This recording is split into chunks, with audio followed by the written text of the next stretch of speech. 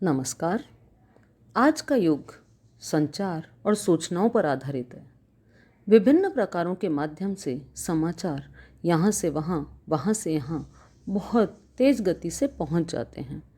इन समाचारों को पहुँचाना या प्राप्त करना काफ़ी नहीं है। समाचार कैसे लिखे जाते हैं, इसकी जानकारी प्राप्त करने के लिए आज हम पढ़ते हैं समाचार लेखन के विषय में। सबसे पहले मुद्रित माध्यमों के लिए समाचार लेखन के विषय में बात करते हैं। मुद्रित माध्यमों के लिए समाचार लिखते समय 6 ककारों का जवाब दिया जाता है। क्या हुआ, कौन कर रहा था, कहाँ हुआ, कब हुआ, क्यों हुआ और किस प्रकार हुआ, इन सभी के उत्तर देने की भरसक कोशिश की जाती है। इसके पश्चात उल्टा पिरामिड शैली, जो कि मुद्रित माध्यमों के लिए समाचार लेखन की सर्वप्रिय, सर्वाधिक काम में आने वाली शैली है। इसमें महत्व के आधार पर पूर्वापर संबंध निर्धारित किए जाते हैं, अर्थात सबसे ज़्यादा महत्वपूर्ण सबसे पहले, उसके पश्चात महत्व के आधार पर बात की जाती है। उल्टा पिरामिड शैली सबसे पहले इंट्रो को अपने में समेटती, अर्थात शीर्षक, बॉडी, मुखड़ा और उसके पश्चात समापन। मुद्रित माध्यमों के लिए लेखन के प्रमुख प्रकार इस प्रकार हैं। आकार के आधार पर 2 भाग हैं, जिसमें कॉलम में बटे समाचार अर्थात छोटे समाचारों को लिया जाता है। वहीं आकार में, महत्व में, सभी में बड़े समाचारों को प्रमुख पृष्ठ पर स्थान दिया जाता है, जिन्हें स्टोरी के नाम से भी जाना जाता है। तो दूसरी तरफ हार्ड न्यूज़ और सॉफ्ट न्यूज़ विषय के आधार पर इन 2 भागों में बांटा जाता है।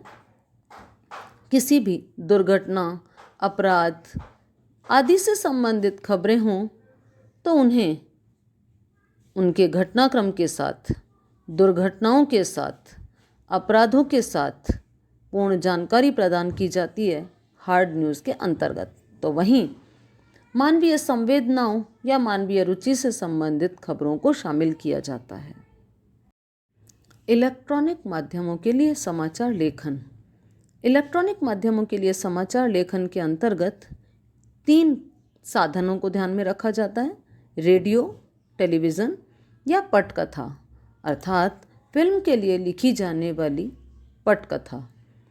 इनको दृश्य माध्यम, विजुअल मीडियम, श्रव्य माध्यम, ऑडियो मीडियम और दृश्य श्रव्य माध्यम यानी ऑडियो विजुअल मीडियम कहा जाता है, जिससे केवल देखा जा सके, सुना जा सके या देखा और सुना दोनों काम किए जा सकें। इन्हें टेलीविज़न के आधार पर कुछ बातें बताई जानी चाहिए। सबसे पहले टेलीविज़न समाचार लेखन की आवश्यकता क्या है, इन्हें किस प्रकार लिखा जाता है।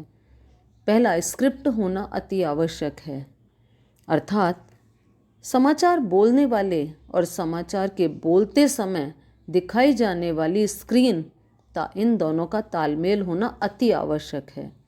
साथ ही साथ विश्वसनीयता लाने के लिए टेलीविज़न पर समाचारों के बीच छोटे छोटे साक्षात्कार यानी लघु साक्षात्कार या बाइट्स को भी दिखाया जाता है, जिससे प्रामाणिकता एवं विश्वसनीयता आती है। टेलीविज़न के समाचार लेखन में आने वाले प्रमुख तत्व या गुण: समाचार स्पष्ट होने चाहिए, दृश्य श्रव्य में साम्य हो, समानता हो, भाषा प्रवाहमय हो, साथ ही साथ समाचार के किसी भी बिंदु का दोहरान ना हो, इस बात का ध्यान रखा जाए। समाचार छोटे हों, कम समय में अधिक समाचार दिखाए जाएं तथा साथ ही साथ विशेष विषयों पर विशेष बुलेटिन भी दिखाए जाने चाहिए।